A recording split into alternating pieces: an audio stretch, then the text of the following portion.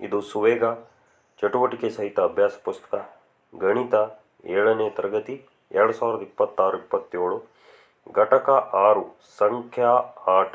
ಈ ಪಾಠದ ಪ್ರಶ್ನೋತ್ತರಗಳು ಸುವೇಗ ಆನ್ಸರ್ಸು ನಿಮಗಾಗಿ.